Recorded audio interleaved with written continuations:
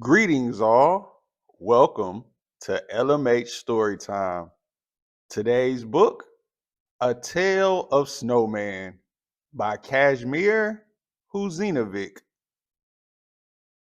The lovely morning dawned to bring news of the coming day. This morning was more beautiful than any other morning. At least this was how the townspeople felt when they awoke on this beautiful morning and looked out of their windows. This morning, more beautiful than any other, for as long as anyone can remember, began with a sunny and white dawn. The snow covered town awoke bathed in sunlight.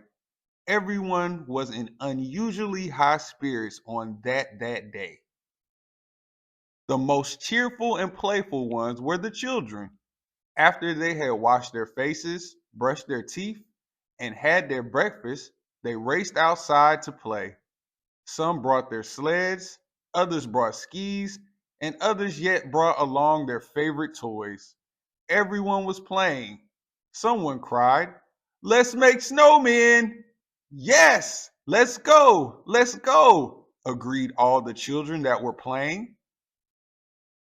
"I'll make my mommy, and I'll make my daddy as a snowman. I'll make my sister and brother, and I'll make our mailman. I'll make our teacher, I'll make my doctor, and I'll make our policeman, and I'll make a bus driver snowman." Soon there were a dozen more townspeople in the town, all snowmen. The new snowmen made the day even more beautiful and the town even merrier. Not only was the town merry, but so were the snowmen. And why not? When they had just awoken from their long summer sleep. Summer sleep? Why do you look surprised? If bears can hibernate, why shouldn't snowmen summer-ate? Snowmen awaken when the first snow falls, and their bedtime comes when the snow melts. Even bears know this, because when snowmen awaken, it's the bears' turn to go to sleep. The beautiful day made way for an even more beautiful night. When the sun had set and the moon had climbed high up in the sky, the town grew still. Such silence can only be when all is covered in snow. All of the children went to sleep. The grown-ups cleaned their houses and prepared for the next day of work. Soon, everyone was asleep. The town was bathed in peace. The only sounds to be heard were those of silence and the soft crackling of tree branches weighed down by snow. The snowmen were the guardians of the peace, silence, and happiness. "This silence is so stupid," one boy muttered, and his words suddenly broke the silence and peace that ruled the town. "This snow is stupid too. It's annoying when my feet sink into it," added another boy from the group. "I'm freezing. And look at these stupid snowmen. They just make me feel colder," said a girl from the group proudly.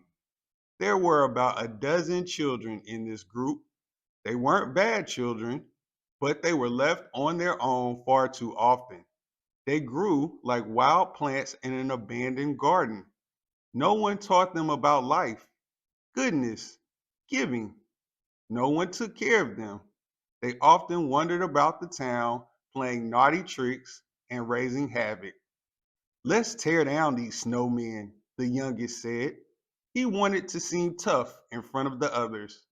The others immediately accepted this and started to destroy the snowmen, laughing all the while. One by one, the snowmen fell and disappeared in the snow. Every single one disappeared. The children left. The night grew even stiller. The silence was so still that the calm could barely be felt. Sadness set on the town. The next morning, the town was sadder still. When sadness begins to spread, it can only grow stronger with time. It took hold of the children and the grown-ups. The sadness became even more powerful when they saw that the snowmen were gone. Even the trees and their branches were sad. The benches and houses were sad, and so were the windows, the tables, and chairs. The television sets and couches were sad too, as were the toys. Sadness washed over the children that had destroyed the snowmen. The snow was sad too. The weather grew sad. It began to rain from sadness. The snow melted, and everything grew more sad and gloomy. The rain fell for days. Sadness reigned for weeks. One day, a sister gave her younger brother her favorite toy. This sisterly attention touched the weather. The brother was so cheerful that his happiness drove the sadness out of their house.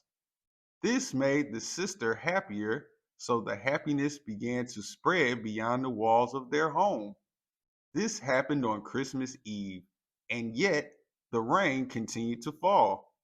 As night fell, the town grew colder and colder.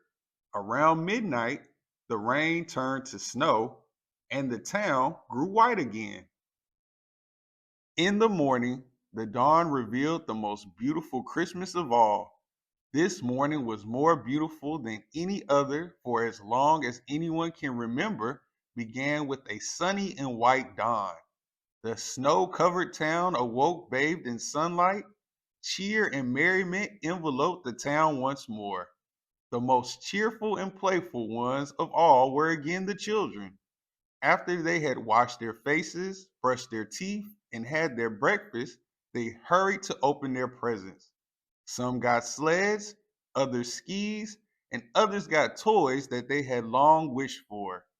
The children that had destroyed the snowmen on that awful night received gifts as well, and all the children came outside to play. Someone cried, "Let's make snowmen!" Yes, let's go, let's go. All the playing children agreed. On that day, even the children who had destroyed the first snowman built ones too. They realized that happiness was not in destruction and taking. True happiness comes from creating and giving. That is why I have given you this story. And now I am truly happy. The end. Thanks for listening to A Tale of Snowman on LMH Storytime. We'll see you next time.